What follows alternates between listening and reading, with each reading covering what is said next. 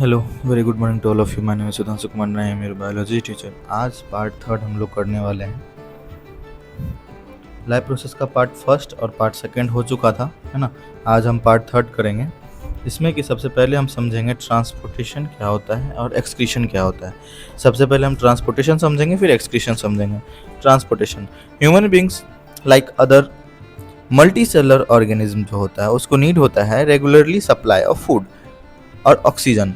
हम खाना खाते हैं और सांस लेते हैं, तो वो हमारे बॉडी में फंक्शन करता है। Function perform is by the circulatory system और ट्रांसपोर्ट सिस्टम। सर्कुलेटरी सिस्टम को ही हम लोग ट्रांसपोर्ट सिस्टम भी कह सकते हैं। ये खाना और ऑक्सीजन को सेल के पास जो पहुंचाएगा वही होगा सर्कुलेटरी सिस्टम और ट्रांसपोर्ट सिस्टम, ऐसे समझिए। ठीक है, तो एक बार हम फिर से पढ़ लेते हैं। Human beings like other multicellular organism need regularly supply of food और oxygen etc. This function is perform by the circulatory system और ट्रांसपोर्ट सिस्टम। अब समझ में आ गया। अब second point, the circulatory system in human beings consist of, मतलब circulatory system, human का सर्कुलेटरी सिस्टम क्या क्या चीज कंसिस्ट करता है। सबसे पहले heart, artery, vein, blood and lymph. ध्यान से देखिए, हार्ट का काम क्या है, पंपिंग ऑर्गन, ये क्या करता है, पंप करने का काम करता है। उसके बाद सेकंड, आर्टरीज एंड वेन, ये क्या है, ब्लड वेसल्स, इसमें ब्लड फ्लो होता है। और उसके बाद है एक ब्लड एंड लिम्फ, जो कि एक्चुअल कैरी कर रहा है न्यूट्रिशन को, ऑक्सीजन को, यही पकड़ के लेके जाता है, ऐसे समझिए। ठीक है, कहने का मतलब है सर्कुलेटरी सिस्टम का मीडियम जो होता है ना, वो ब्लड एंड लिम्फ होता है। ब्लड वेसल्स जो होता है वो आर्टरी और वेन है, और पंप जो करेगा ऑर्गन, ऐसा ऑर्गन जो पंपिंग का काम करता है, वो है हार्ट। आपको भी पता है इसके बारे में, है ना। अब हम समझते हैं blood circulation in human heart. Human के हार्ट में ब्लड सर्कुलेट कैसे होता है। सबसे पहले राइट आर्ट्रियम, जब राइट आर्ट्रियम रिलैक्स होता है तो वो राइट आर्ट्रियम फिर कॉन्ट्रैक्ट होगा। पहले रिलैक्स होगा फिर कॉन्ट्रैक्ट में होगा। जैसे वो कॉन्ट्रैक्ट होगा तो राइट वेंट्रिकल फिर रिलैक्स होता है। राइट वेंट्रिकल के रिलैक्स होने से राइट वेंट्रिकल कॉन्ट्रैक्ट होगा, फिर लंग्स की तरफ ऑक्सीजनेटेड ब्लड मिलेगा, और फिर वो ऑक्सीजनेटेड ब्लड जब लंग से आएगा तो फिर वो लेफ्ट आर्टरियम में घुस जाएगा। मतलब लेफ्ट आर्टरियम रिलैक्स जैसे ही होगा ना, तो लेफ्ट आर्टरियम में ऑक्सीजनेटेड ब्लड जो कि लंग से वापस आया है वो चला जाता है। इसके आगे उसके बाद फिर लेफ्ट आर्टरियम कॉन्ट्रैक्ट होता है तो लेफ्ट वेंट्रिकल रिलैक्स हो जाता है। लेफ्ट वेंट्रिकल जैसे ही रिलैक्स होता है तो लेफ्ट वेंट्रिकल में ब्लड चला जाता है, ऑक्सीजनेटेड ब्लड। उसके बाद लेफ्ट वेंट्रिकल फिर कॉन्ट्रैक्ट होता है तो वाया एरोटा के द्वारा, वाया मतलब द्वारा, ठीक है, एरोटा के द्वारा वो पूरे बॉडी में सर्कुलेट हो जाता है। फिर पूरे बॉडी से डीऑक्सीजनेटेड ब्लड उठा के वेना केवा में डालता है, और वेना केवा फिर वापस आर्टरियम में डाल देता है। याद रखिएगा, कोई भी चीज़ आता कब है, जब वो चीज़ रिलैक्स होता है। मतलब जैसे आपको पहले ही हम एक चीज़ क्लियर कर देते हैं, एक मिनट। जैसे ये एक हार्ट है ना, ये राइट आर्ट्रियम, उसके बाद ये right ventricle, right atrium, right ventricle, left atrium, left ventricle. ठीक है, अब देखिए जैसे यहाँ पर लंग्स है और यहाँ पर बॉडी। अब देखना होगा क्या, पूरे बॉडी से ब्लड आएगा राइट आर्टरियम में। कब आएगा, जब राइट आर्टरियम रिलैक्स मूड में जाएगा तब। फिर वो कॉन्ट्रैक्ट होगा और उस ब्लड को भेज देगा आपको। उस ब्लड को कहाँ भेज देगा, राइट वेंट्रिकल में भेज देगा। फिर वो राइट वेंट्रिकल कॉन्ट्रैक्ट होगा तो उस ब्लड को वो लंग्स के पास भेज देगा। लंग्स के पास भेज देगा कि जाओ भाई जाके प्योर होके आओ, है ना, वहाँ चला जाएगा। फिर वहाँ से लंग्स डीऑक्सीजनेटेड ब्लड को ऑक्सीजनेटेड ब्लड में चेंज करेगा, और फिर डीऑक्सीजनेटेड ब्लड को ऑक्सीजनेटेड ब्लड में चेंज करेगा, तो ऑक्सीजनेटेड ब्लड वापस आपके हार्ट में आता है, जो कि लेफ्ट आर्टरियम में आता है जब लेफ्ट आर्टरियम रिलैक्स होता है तब। फिर लेफ्ट आर्टरियम जब कॉन्ट्रैक्ट होता है तो लेफ्ट वेंट्रिकल रिलैक्स हो जाता है, और वो जो ब्लड का फ्लो है वो लेफ्ट वेंट्रिकल की तरफ चला जाता है। और फिर वो पूरा का पूरा जब लेफ्ट वेंट्रिकल कॉन्ट्रैक्ट करेगा तो बॉडी की तरफ चला जाएगा पूरा का पूरा ब्लड। चलिए, इतना अगर समझ में आ गया, अगर नहीं भी आया तो कोई बात नहीं, इसका अलग से एक हम लोग हार्ट के बारे में जब समझेंगे ना तो क्लियर हो जाएगा। अभी बस हम ये समझते हैं कि जब कोई चीज़ कॉन्ट्रैक्ट होती है तो वो रिलैक्स, और उसी के साथ में कोई चीज़ मतलब उसके आगे वाला चीज़ रिलैक्स हो जाता है, तो ब्लड का फ्लो जो होता है वो कॉन्ट्रैक्शन टू रिलैक्सेशन चलता है। बस इतना समझो, ठीक है। मतलब जो जहाँ पर कॉन्ट्रैक्ट होगा, देखो यहाँ पर भी सेम चीज़ हो रहा है ना, यहाँ पर क्या हो रहा है, ये रिलैक्स हो रहा है, ना। जैसे ही लेफ्ट एट्रियम कॉन्ट्रैक्ट होने का प्रयास किया तो लेफ्ट वेंट्रिकल रिलैक्स हो गया और ब्लड का फ्लो वहाँ चला गया ना, कॉन्ट्रैक्शन से रिलैक्शन की तरफ जाता है। चलिए इस चीज़ को समझ में आ गया। अगर इस चीज़ को समझ लिया आप लोग तो हम एक बार फिर से ब्लड सर्कुलेटरी सिस्टम बताने का प्रयास करते हैं। फिर से blood circulatory system in human heart पढ़ते हैं। सबसे पहले कि human deoxygenated blood from body, deoxygenated blood vena cable लेके आ जाता है राइट आर्टरियम में। फिर राइट आर्टरियम से वो राइट आर्टरियम जैसे कॉन्ट्रैक्ट करता है तो राइट वेंट्रिकल में चला जाता है। राइट वेंट्रिकल से फिर वो राइट वेंट्रिकल कॉन्ट्रैक्ट होता है तो लंग्स में चला जाता है ऑक्सीजनेटेड ब्लड होने के लिए। फिर वो ऑक्सीजनेटेड ब्लड होने के बाद लेफ्ट आर्टरियम में घुस जाता है ना, लेफ्ट आर्टरियम में आ जाता है। फिर लेफ्ट आर्टरियम कॉन्ट्रैक्ट होता है तो लेफ्ट वेंट्रिकल में चला जाता है और लेफ्ट वेंट्रिकल जब कॉन्ट्रैक्ट होता है तो एरोटा के थ्रू पूरे बॉडी में वो फैल जाता है। ठीक है, इस पिक्चर को आप याद कर लीजिए। हाँ, इसके साथ समझते हम लोग। वेना केवा यही है जो कि ब्लड को लेकर आएगा। ये ऊपर बॉडी से लेके आता है, ये लोअर बॉडी से लेके आता है, एक ही जगह लेके आता है जिसको हम लोग राइट आर्टरियम बोलते हैं।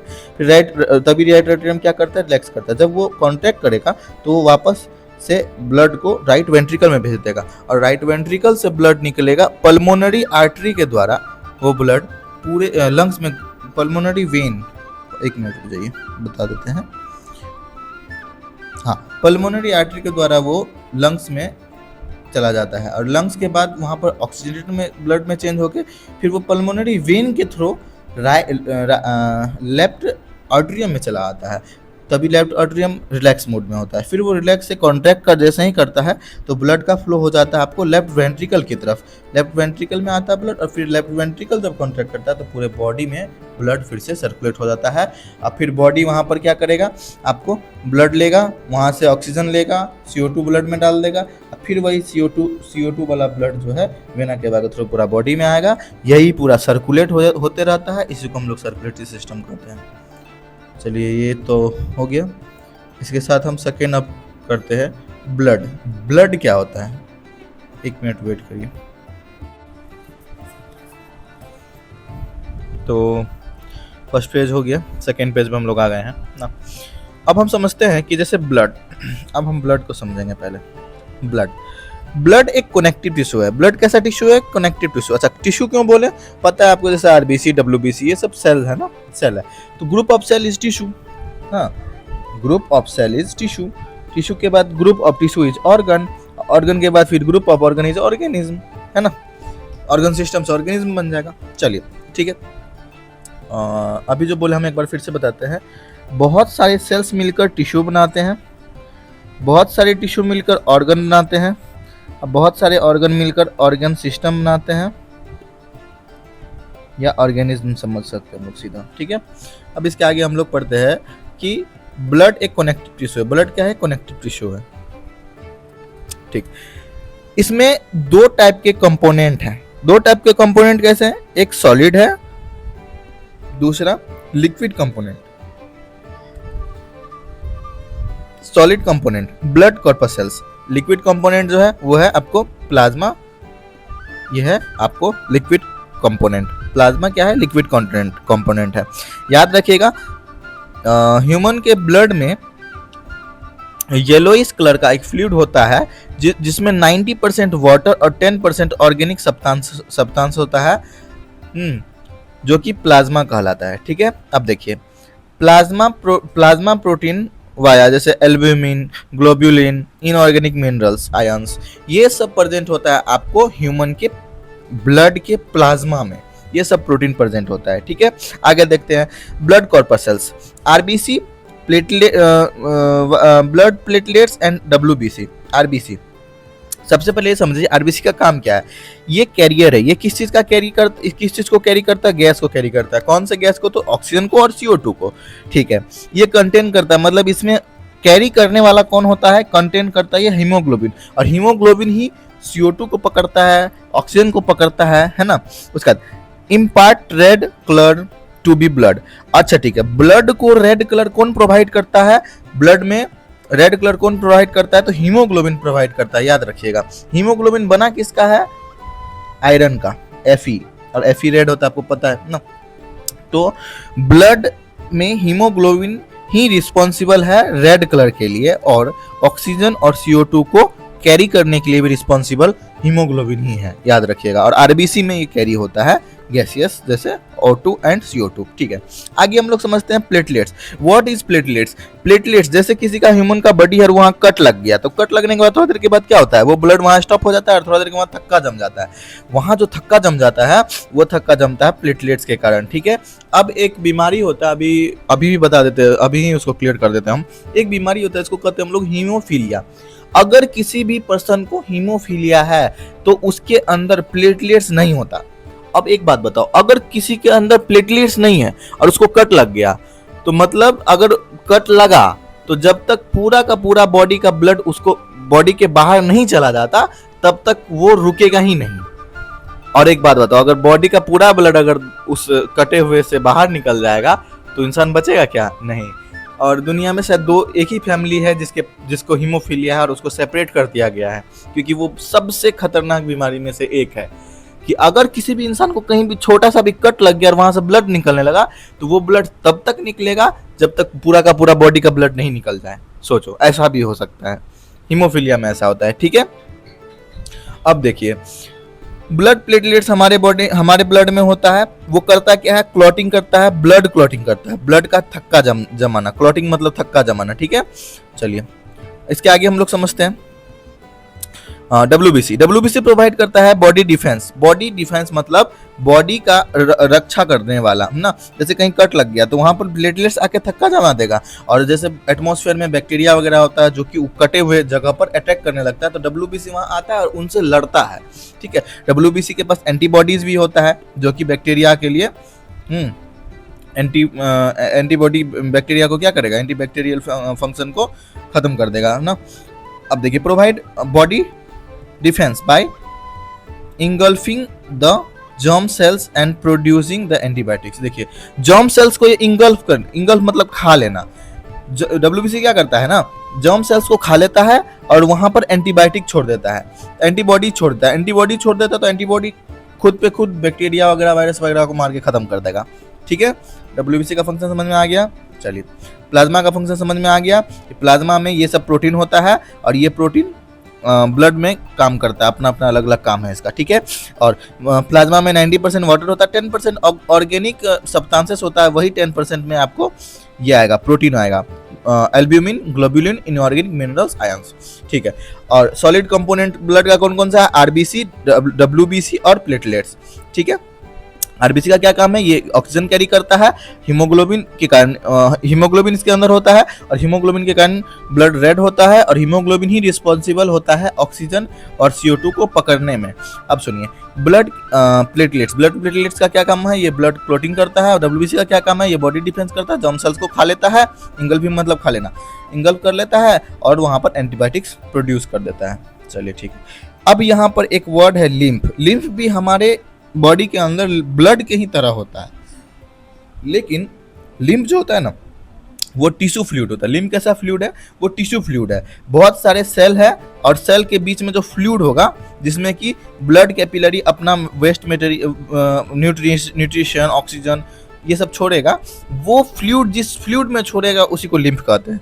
लिम्फ क्या है, टिश्यू फ्लूइड है। लिम्फ क्या है, टिश्यू फ्लूइड है। और सुन लीजिए, ब्लड सर्कुलेटरी सिस्टम होता है, क्लोज सर्कुलेटरी सिस्टम होता है, लेकिन लिम्फ जो होता है वो ओपन सर्कुलेटरी सिस्टम होता है। इस बात को याद रखिएगा। आगे, लिम्फ क्या है, येलोइश फ्लूइड है जो कि escapes from the blood capillary, blood capillary से बाहर होता है और into the intracellular space. Intracellular space मतलब दो सेल के बीच का स्पेस को इंट्रासेलुलर स्पेस बोलते हैं, और बहुत सारे सेल्स के बीच में स्पेस होता है, उसी स्पेस में ये फ्लूइड होता है जिसको हम लोग लिम्फ बोलते हैं। इसीलिए यहाँ पर इसीलिए लगा हुआ है एक स्पेसिफिक नेम, इंट्रासेलुलर स्पेस। अब देखिए, contain less protein than blood से कम प्रोटीन इसके पास होता है। लिम्फ फ्लो करता है from the tissue to the heart,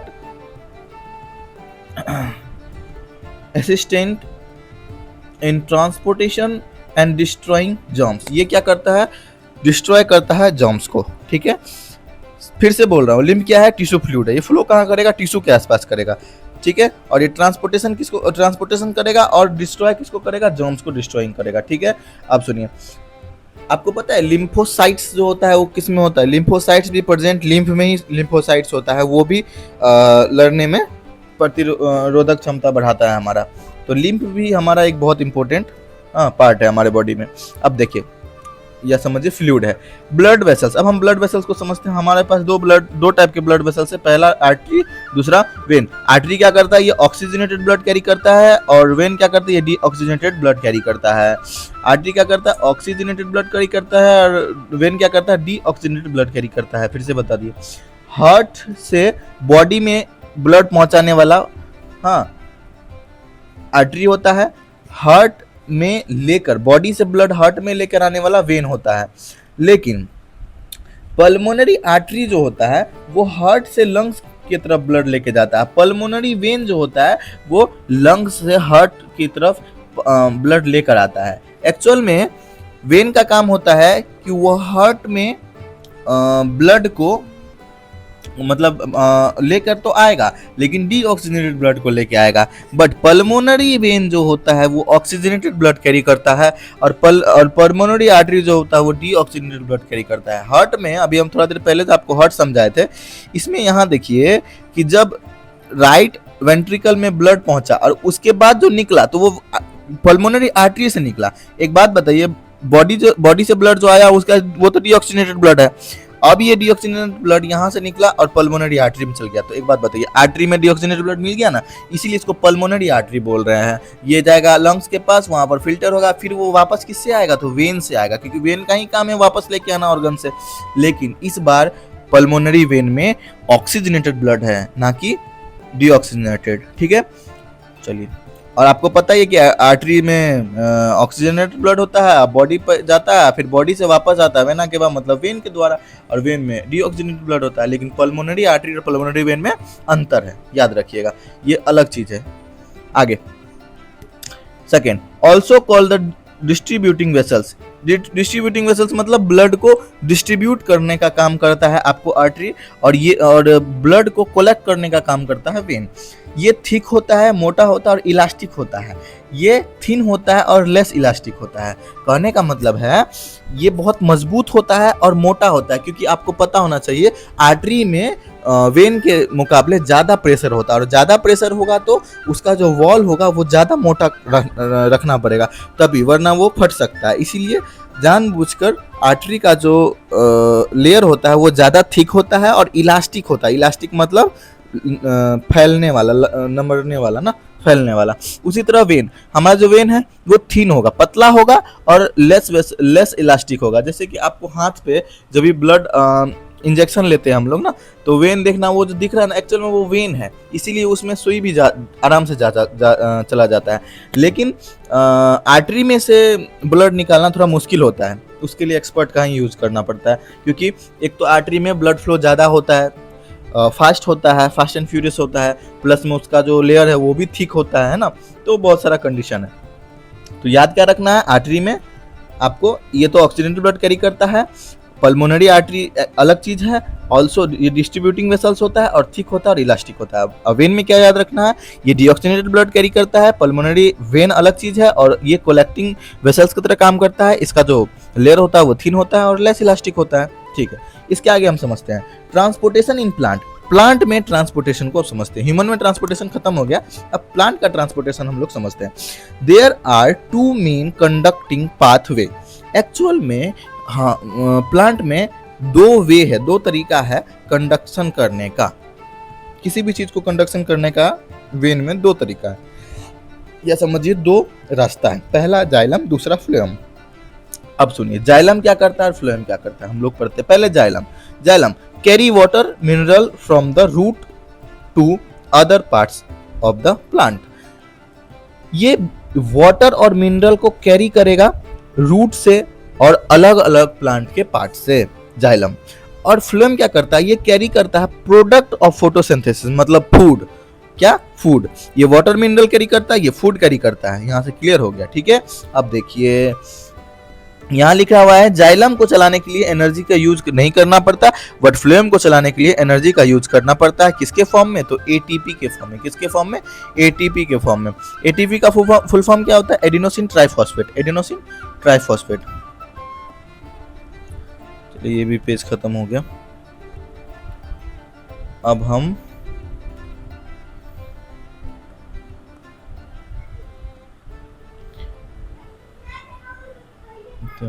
blood खत्म हो गया ना,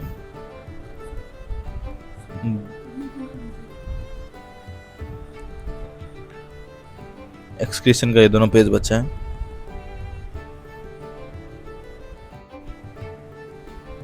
अब हम लोग पेज नंबर 3 पढ़ेंगे ना।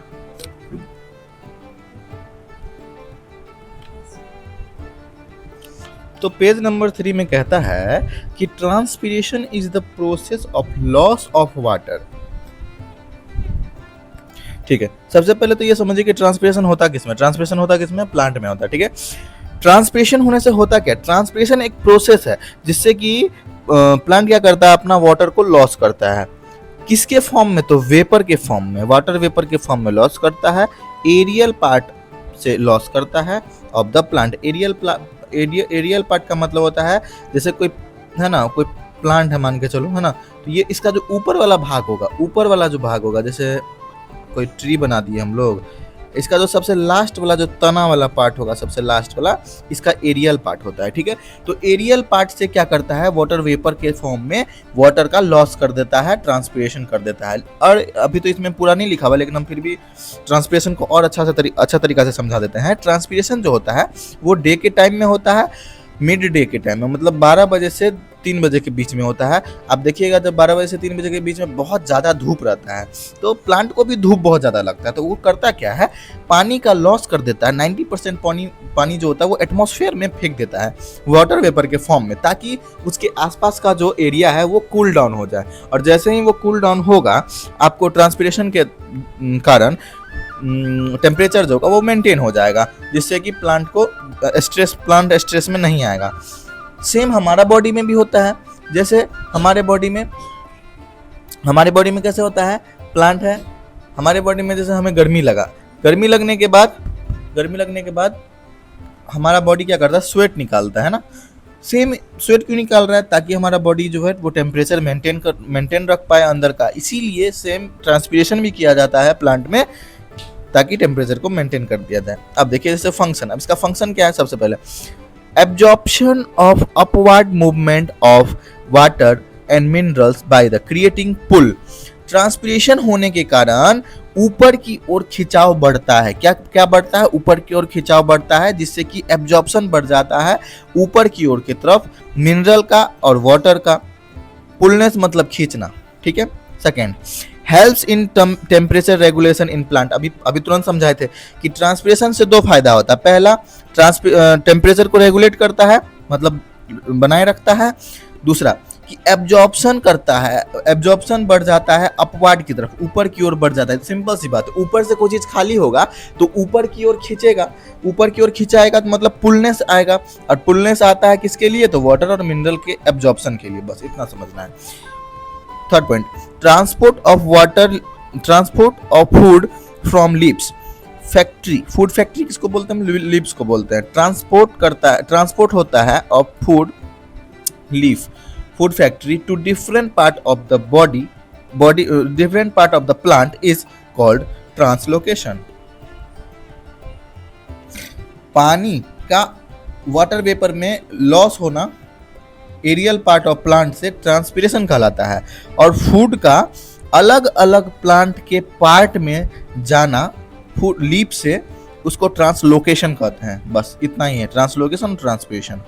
अब समझते हम लोग एक्सक्रीशन। एक्सक्रीशन का एक ही मतलब समझो कि जो भी चीज तुम इन्हें एक्सेल किए हो या इंगल्फ किए हो, उसका वेस्ट मटेरियल बाहर निकलने को हम लोग एक्सक्रीशन बोलते हैं। जो भी वेस्ट तुम्हारा एक्सक्रीशन को हम लोग फिर से एक बार समझते हैं। The process of the removal of the harmful metabolic waste from the body से ना, the process of the removal of the harmful metabolic waste from the body से हार्मफुल मेटाबॉलिक वेस्ट। मेटाबॉलिक पहले ही बताते कि मेटाबॉलिक एक्टिविटी मतलब जो cell activity करता है ना, जैसे रिस्पिरेशन करेगा, ग्रोथ करने के लिए ना, अब बहुत सारा प्रोसेस आपको पहले ही बताया था, वो सारा का सारा एक्टिविटी जो एनर्जी बनाने के लिए करता है सेल, वो मेटाबॉलिक एक्टिविटी कहलाता है। उसमें मेटाबॉलिक एक्टिविटी में करने के बाद जो वेस्ट प्रोडक्ट निकलता है उसी को बाहर निकालना, बॉडी के बाहर निकालना हम एक्सक्रीशन कहते हैं। ठीक है, अब देखो excretory system of human beings includes, मतलब ह्यूमन बॉडी के अंदर एक्सक्रीटरी सिस्टम लगा हुआ है। ठीक है, excretory system of human beings का जो एक्सक्रीटरी सिस्टम है उसको हम लोग समझते हैं। सबसे पहले a pair of kidney, human के पास एक्सक्रीटरी सिस्टम के लिए क्या क्या चीज है? A pair of kidney, 2 kidney है, एक यूरिनरी ब्लैडर है, एक पेयर ऑफ यूरेटर है और एक यूरेथ्रा है। याद रखना, यूरेथ्रा ये लास्ट पार्ट होता है, इसको यूरिनरी ब्लैडर बोलते हैं, इसको पेयर ऑफ यूरेटर बोलते हैं। ये जो एक एक लाइन दिख रहा है तुम ना, और ये किडनी, ठीक है, ये किडनी है। तो pair of kidney, pair of ureter, single urinary bladder और सिंगल यूरेथ्रा ह्यूमन के पास होता है एक्सक्रीटरी सिस्टम में। ठीक है, अब हम लोग इसके आगे का पॉइंट पढ़ते हैं। Urine produce in kidney, urine कहाँ प्रोड्यूस होता है? किडनी होता है। Pass through the ureter into the urinary bladder where it is stored until the release through the urethra. ध्यान से सुनिए, किडनी क्या करता है? यूरिन को फिल्टर करके सिक्रीट कर देता है। किडनी क्या कर रहा है ना, प्रोड्यूस कर रहा है किसको? एक्सक्रीटरी प्रोडक्ट को, और वो जमा हो जाता है, आपको यूरिन जमा हो जाता है यूरिनरी ब्लैडर में। किसके द्वारा? तो यूरेटर के द्वारा। और जब ये फुल हो जाता है तब यूरेथ्रा क्या करता है? यूरिन को बाहर निकालता है। समझ में आया?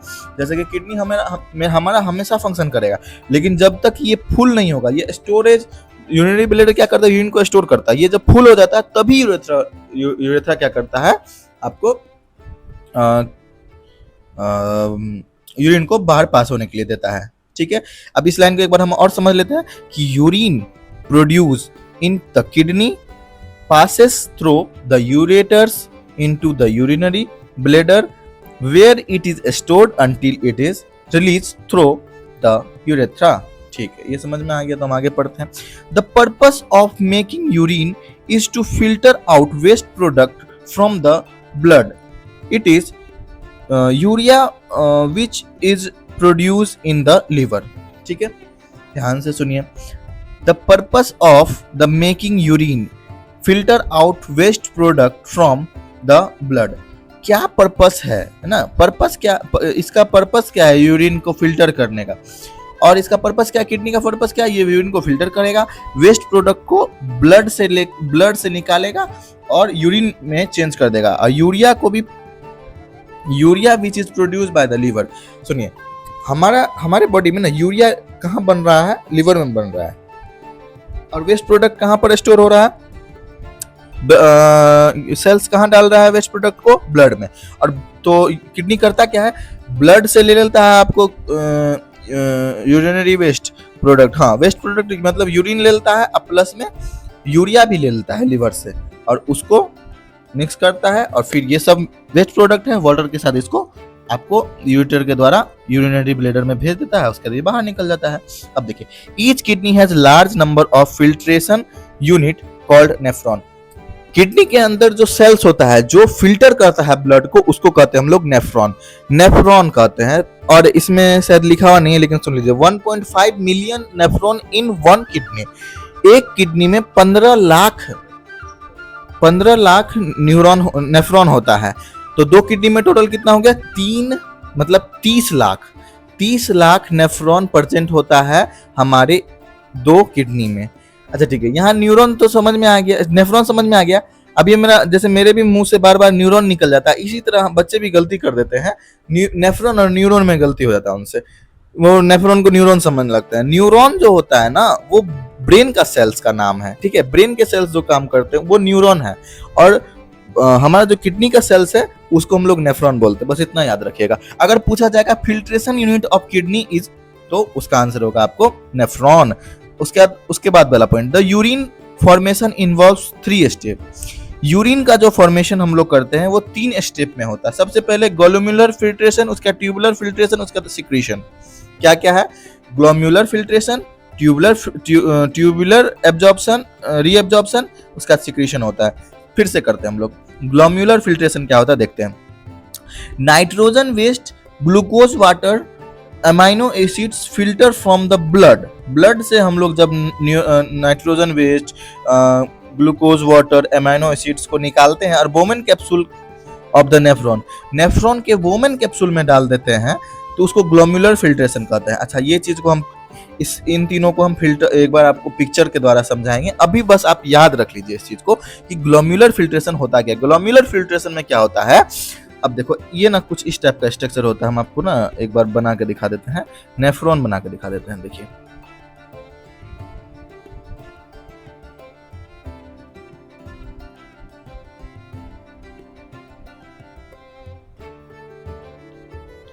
एक्चुअल में नेफ्रॉन, ये पूरा का पूरा एक नेफ्रॉन है, ठीक है। यहाँ जो है ना ब्लड वेसल्स आया, यहाँ पर ग्लोम्युलर बना और बाहर निकल गया, इसको कहते हैं वोमेन कैप्सूल, इसको कहते हैं ग्लोम्युलर, ठीक है। अब यहीं पर बोल रहा है कि amino acids, nitrogen, glucose water निकलता है, तो ये कौन सा फिल्ट्रेशन हुआ, यहाँ जो फिल्टर हुआ उसको कौन सा फिल्ट्रेशन का है, ग्लोम्युलर फिल्ट्रेशन का है, ठीक है। चलिए, अगर ये हो गया तो हम आगे थोड़ा सा पढ़ते हैं।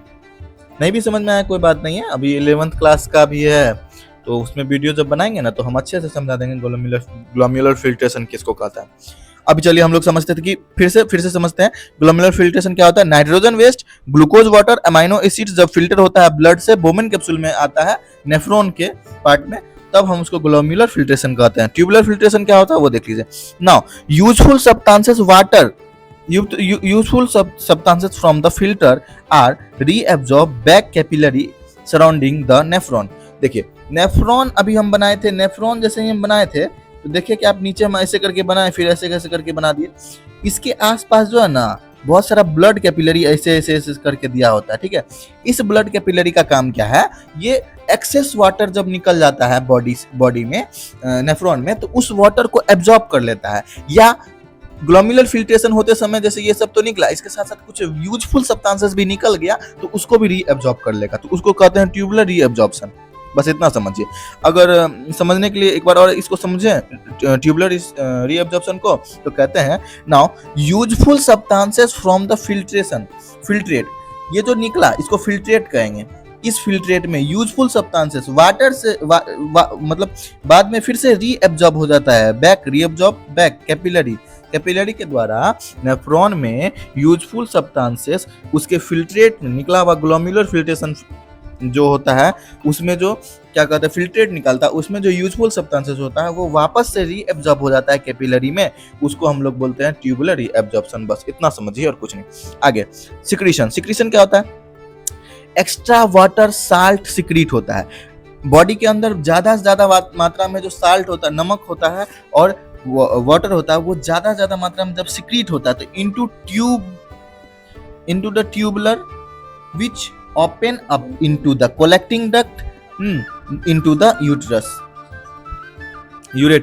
यूरेटर में एक्सेस वाटर और साल्ट जो फिल्टर नहीं हो पाया वो भी भेज दिया जाता है। जो ग्लोम्युलर फिल्ट्रेशन में नहीं जा पाया वो सिक्रीशन में चला जाता है। अभी जो हम नेफ्रॉन का लास्ट वाला ये पार्ट बनाए थे ना, ऐसे करके जो बनाए थे, इसी को कहते हैं हम लोग इसको हम कहते हैं कलेक्टिंग डक्ट में वापस क्या करता है ना ब्लड कैपिलरी, वहीं से ब्लड कैपिलरी वाटर और साल्ट को भेज देता है फिर से, क्योंकि बहुत सारा मटेरियल यहाँ नहीं निकल पाता, बहुत सारा वाटर और साल्ट नहीं निकल पाता, जो नहीं निकल पाता वो यहाँ सिक्रीशन में निकल जाता है, ठीक है।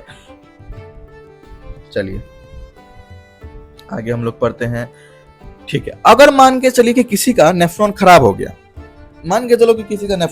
तब क्या करेगा आदमी, क्योंकि ब्लड सिंपल सी बात है, बॉडी है, खाना खाओगे एनर्जी बनाएगा तो वेस्ट प्रोडक्ट भी बनाएगा, और उस वेस्ट प्रोडक्ट को बॉडी के बाहर निकालना है, और बॉडी के बाहर निकालने वाला एक ही चीज है, किडनी। अब वही तुम्हारा फंक्शन नहीं कर रहा है, नेफ्रॉन काम नहीं कर रहा है, फिल्टर ही नहीं कर रहा। जब फिल्टर ही नहीं करेगा तो क्या हाल होगा तुम्हारा, सोचो, है ना।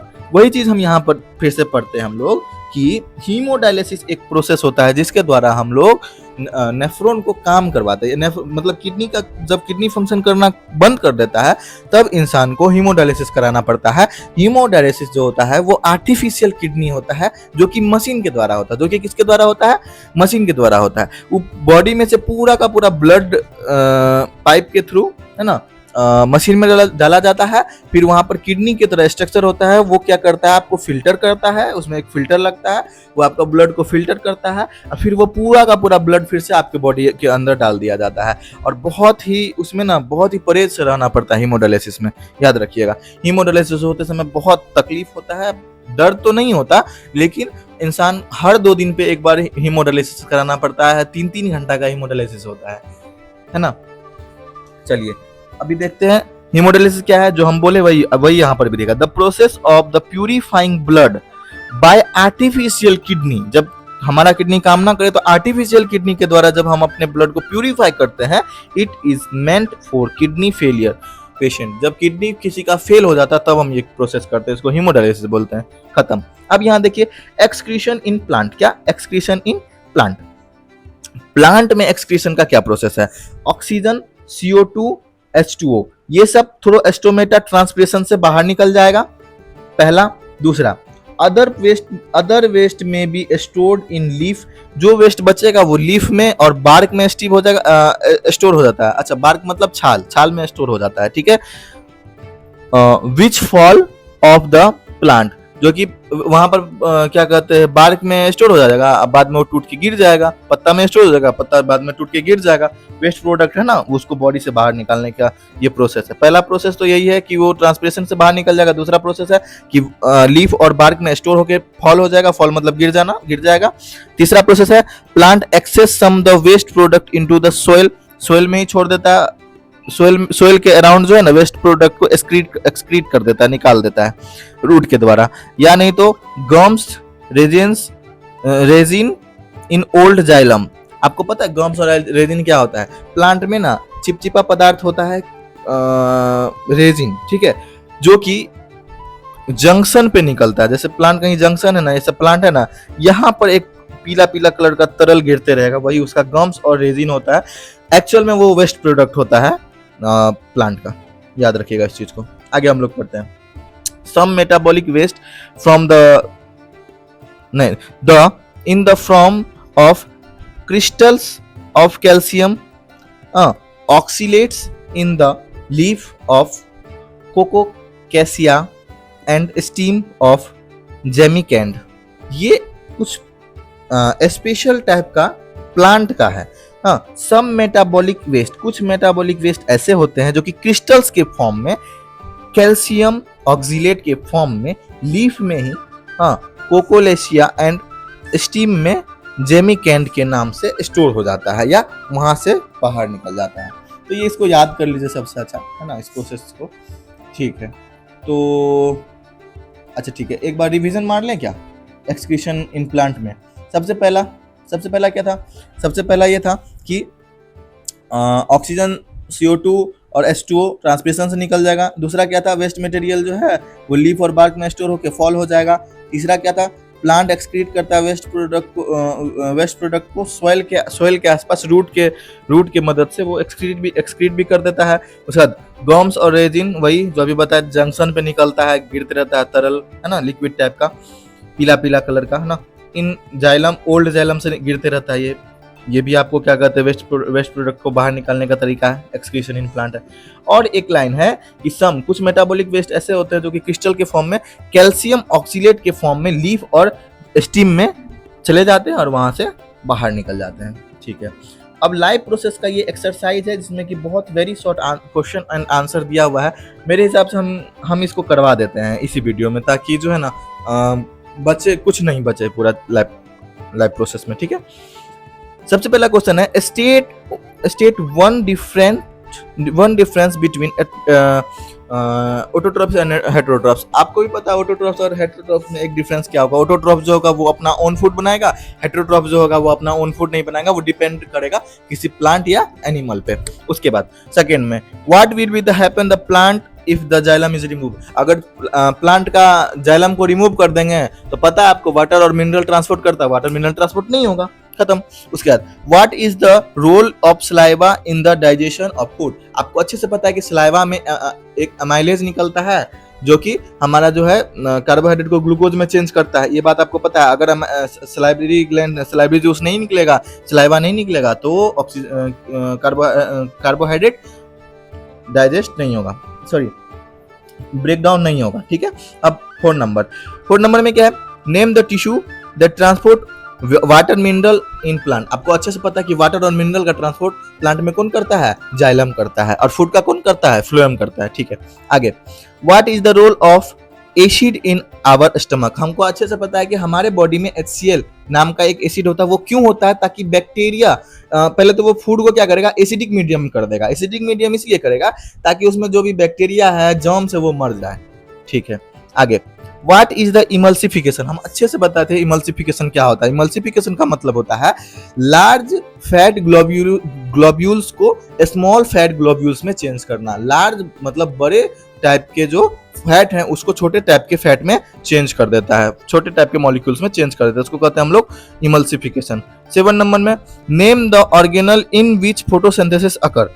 कौन से ऑर्गेनल्स में फोटोसिंथेसिस होता है, इसका भी आंसर आपको पता है कि क्लोरोप्लास्ट नाम का एक ऑर्गेनल है जिसमें कि हम लोग फोटोसिंथेसिस देखते हैं, क्योंकि क्लोरोप्लास्ट के अंदर क्लोरोफिल प्रेजेंट होता है जो कि फोटोसिंथेसिस के लिए रिस्पॉन्सिबल होता है। उसके बाद 8 नंबर में, name the largest artery in the human body. Human body के अंदर लार्जेस्ट आर्टरी मतलब सबसे पहला आर्टरी, सीधा बात है, एरोटा होगा, है ना, एरोटा होगा। उसके बाद डिफाइन ट्रांसपिरेशन। ट्रांसपिरेशन को डिफाइन करना है अच्छे से। इसमें ट्रांसपिरेशन को डिफाइन करने का है, आप लिख दीजिए ट्रांसपिरेशन क्या होता है, जिसके द्वारा वेस्ट मटेरियल जैसे CO2, ऑक्सीजन, वाटर एक्सक्रीट होता है। दूसरा, ट्रांसपिरेशन होता क्यों है, ताकि टेम्परेचर रेगुलेशन कर पाए, और दूसरा इसके कारण एब्जॉर्प्शन बढ़ जाता है, पुलनेस बढ़ जाता है अपवार्ड की तरफ वाटर का और मिनरल का, ठीक है। हाँ, ये हो गया आपको। उसके बाद 10 number, what is the structural and functional unit of kidney. अभी तुरंत बताए थे, नेफ्रॉन। नेफ्रॉन जो है वो किडनी का स्ट्रक्चरल यूनिट है, ठीक है। Short answer, how is small intestine design to absorb digested food. आपको अच्छे से पता है कि एक विलाई नाम का चीज होता है जो कि फूड को डाइजेस्ट करता है, सॉरी फूड को, अच्छा एक मिनट, यह लिखा गया है, he is small intestine digest to absorb digested food. अच्छा, डिजाइन टू एब्जॉर्ब, ठीक है, ठीक है, डिजाइन टू एब्जॉर्ब लिखा ना, ठीक है, डिजाइन टू एब्जॉर्ब। अच्छा, स्मॉल इंटेस्टाइन में ऐसा कौन सा डिजाइन है जो एब्जॉर्प्शन करता है डाइजेस्टेड फूड का। हम बताएं, विलाई। विलाई नाम का एक ऐसा चीज होता है, या ऐसा समझिए छोटा छोटा सेल होता है जो कि क्या करता है, एब्जॉर्प्शन करता है हमारा, ठीक है, स्मॉल इंटेस्टाइन में, ठीक है। अब देखिए, व्हाट इज स्टमक। आपको अच्छे से पता है स्टमक कहाँ है, एपेटाइट, जहाँ पर हम लोग खाना जहाँ पर खाना डाइजेस्ट होगा, या ऐसे समझिए हम कुछ भी खाते हैं तो ग्रासनली मतलब इसोफेगस के बाद वो स्टमक में जाता है, स्टमक में फूड स्टोर होता है, ऐसे समझिए, ठीक है। Draw the level diagram of stomach. Stomach का डायग्राम बनाना है, वो तो आप बनाइएगा, है ना। चलिए, ये लास्ट पेज है। Write the equation of the process of break down of glucose in a cell. क्या प्रोसेस है, इक्वेशन क्या है फूड का ग्लूकोज में चेंज होना ना। तो ये देखिए, presence of oxygen, absence of oxygen, वो जो पायरुवेट एसिड वाला हम बताते हैं वही आपको इसमें लगा देना है, सीधा बात है। ग्लूकोज से पहले पायरुवेट एसिड में चेंज करना है, और उसके बाद ऑक्सीजन के प्रेजेंस में क्या क्या बने। ऑक्सीजन के प्रेजेंस में अब ये बताते हैं, ऑक्सीजन के एब्सेंस में क्या बनेगा, इथेनॉल बनेगा, और ऑक्सीजन के प्रेजेंस में क्या बनेगा, जब ऑक्सीजन प्रेजेंट होगा तो CO2 + H2O बनेगा। उनको भी इतना पता है, आप भी कर सकते हो इतना, ठीक है। इसी चैप्टर में पहले वाले वीडियोस में आप देख कर सकते हो आराम से। उसके बाद 4 नंबर में, right the difference between the inhalation और एक्सहेलेशन। एक डिफरेंस बताना है इनहेलेशन और एक्सहेलेशन में, सिंपल सी बात है। जब हम इनहेल करेंगे तो रिब्स अप होगा, और जब हम एक्सहेल करेंगे तो रिब्स डाउन होगा, खत्म। ये भी डिफरेंस बता सकते हो। ये डिफरेंस नहीं बताना तो ये बता सकते हो कि जब हम लोग इनहेलेशन करते हैं तो हमारा लंग्स का वॉल्यूम बढ़ जाता है, जब हम एक्सहेलेशन करते हैं तो हमारा लंग्स का वॉल्यूम घट जाता है। चलिए, ठीक है। List of 3 event which occur during the photosynthesis. Photosynthesis समय में 3 टाइप के लिस्ट बनाइए, जिसमें कि पता चल पाए कि 3 टाइप का फोटोसिंथेसिस में 3 टाइप का इवेंट कौन कौन सा होता है। तो हमको अच्छे से पता है कौन कौन सा इवेंट होता है। सबसे पहले आपको CO2 आएगा ना, क्लोरोफिल क्या करेगा, सनलाइट को कैप्चर करेगा, और उसका इसका इक्वेशन लिख देना, हो गया, ठीक है। Who does the transpiration helps upward transport of substances। Transpiration कैसे हेल्प करता है, तो वाटर और मिनरल को एब्जॉर्ब कर, एब्जॉर्प्शन को पुलनेस देके, अपवर्ड की तरफ पुल करके, किसको किसको, तो वाटर एंड मिनरल्स को। ठीक है। Describe the process of double circulatory system in human, वही बात है, यहाँ हार्ट बना देना, यहाँ लंग्स, यहाँ बॉडी।